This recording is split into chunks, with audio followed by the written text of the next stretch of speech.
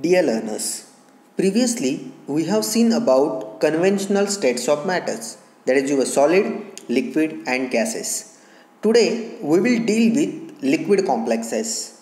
What are the liquid complexes? As is there any different state of matter, or is the liquid complex is the state of matter that comprises of conventional states of matter? The answer is the liquid complexes are like your gases or liquids, but the difference is liquid complexes contains some other substances which are dispersed within your gases and liquids. So though you are having your conventional states of matter and you are having third substance which residing in any state of matter out of your solid, liquid and gases into the respective tubes forming a dispersion. So you can say that these are the dispersions or liquid complexes are the gases or liquids that contains particles of other substances dispersed within them. So this makes them the conventional form having properties of both the liquids, solids and gases. So as they are the intermediate products, you can say that these liquid complexes are the intermediates between your conventional liquids and solids.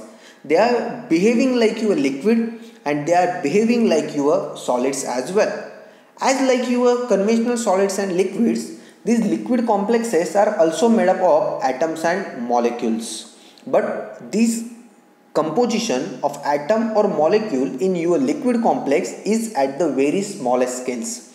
However, these atoms or molecules from your smallest scales are organized to form larger structures. Means the individual entity comes together which in turn forms a bulk of fluid giving a larger structure to your individual molecule.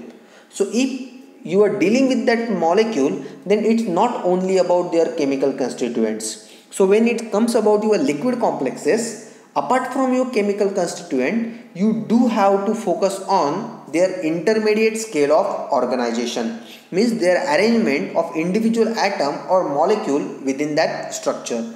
And so as to understand, let's focus on some of the dispersions which are comprising of solid, liquid and gases having third substance.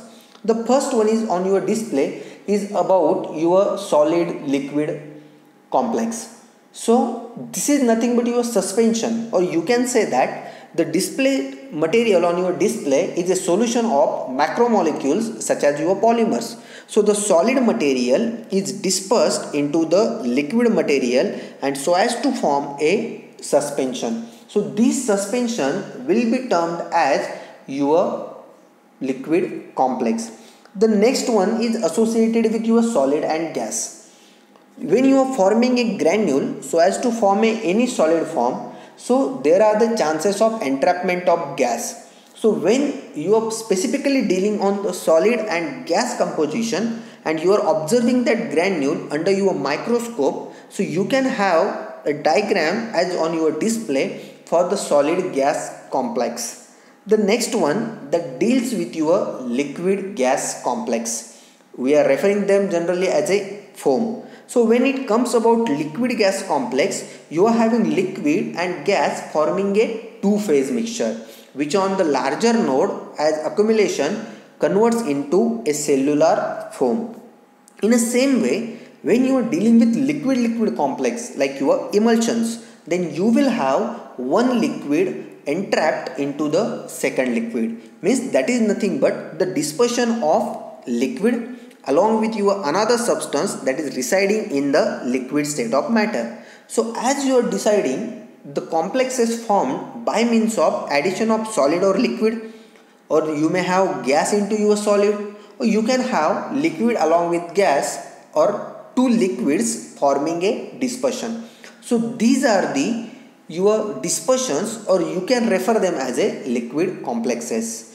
Then the question may arise that if we are dealing with a mixture or if we are dealing with the dispersions, then how dispersions are varied from your liquid complexes? Then there are some of the properties which are responsible to have variation among your liquid complexes from your conventional one.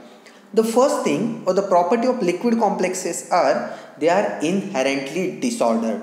As we have seen in case of solid, liquid and gases, that are your conventional states of matter, they are not disordered, they are perfectly arranged, they are having their lineup, they are having their attractions, they are definitely arranged in such a proportion that they are not having any kind of inherentness, and that is existing in case of your liquid complexes. They are inherently disordered, whereas your liquid complexes are strongly heterogeneous. They are having large amount of fluctuations on a wide range of length and time scale.